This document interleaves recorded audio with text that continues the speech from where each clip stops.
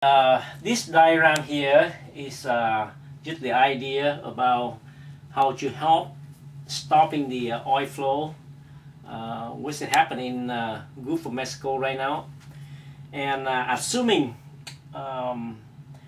this is the existing pipe, and here the seabed floor, and the pipe go into underground, and then this thing, the oil flow, and we have the broken pipe up here. So this is already there, and this pipe over here, assuming how we call the top kill, they pump in all the junk into the pipe and they try to plug this thing up. But the problem was the pressure was so high, anything they pump in here or direct into the pipe, and it will come right out because nothing stop it. So the whole point. Our idea is that up here on the pipe, we can drill a series of holes in which we can put hooks, titanium, anything high-grade metal, anything with a high resistance. And with enough hooks around the piping, because they need to be everywhere in order for this to work, that will create a trap for whatever we're pumping through this pipe.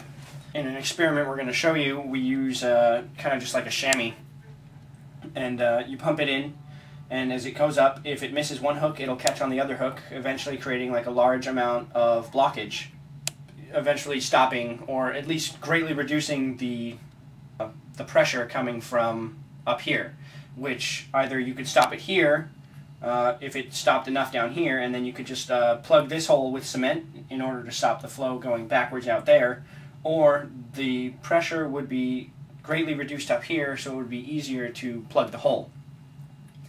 So in our experiment, we're going to pump just fabrics into here, and in hopes that it'll catch on the hooks and block the oil. Like I explained before, so this is before we inject junk in here. So this is all the hook and it's clear. So we got to turn this thing on and see how much pressure we run through, and original without anything besides with the hook. So we can test this and see. Let me see right now. This is the water flow with nothing blocking here. We haven't put anything in yet to block the flow.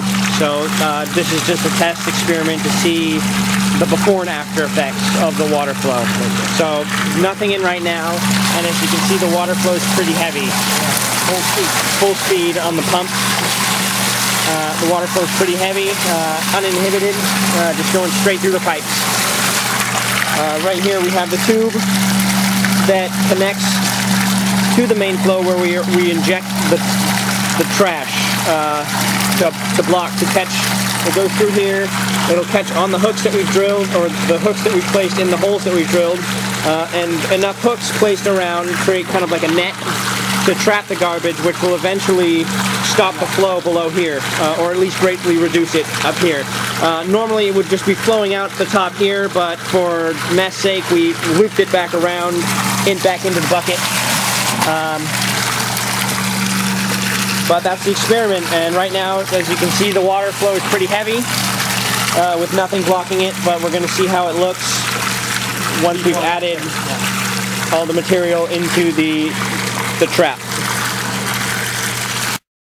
For this experiment, we're using kind of like little towel chamois things for the fabric that we've kind of stripped up to fit in our... Right now we are placing a series of cloths into the tube. And before we turn it on. Yeah. Before we turn it on.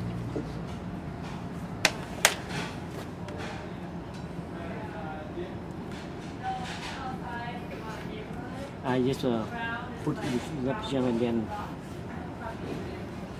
As you can maybe see, all the cloth we've put in is getting caught on the hooks. We're now pumping paper towel into the mix to simulate garbage.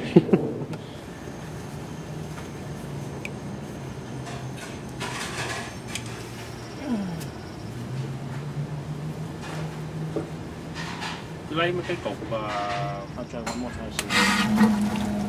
Look at that, man. It is greatly reduced in pressure. Barely any water coming out now.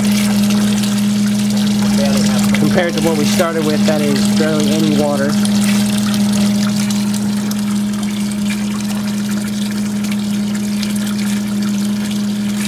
Gee, look at that. Barely any water coming out now.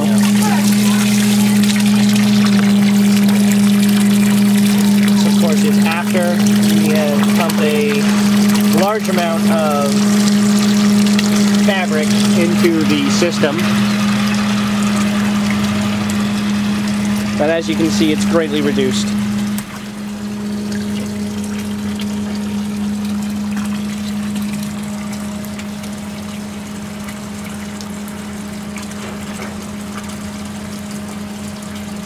See, without much pressure, they can do a lot of things with that. They can cap, they can do. There's almost no pressure now, relatively compared to what we started with.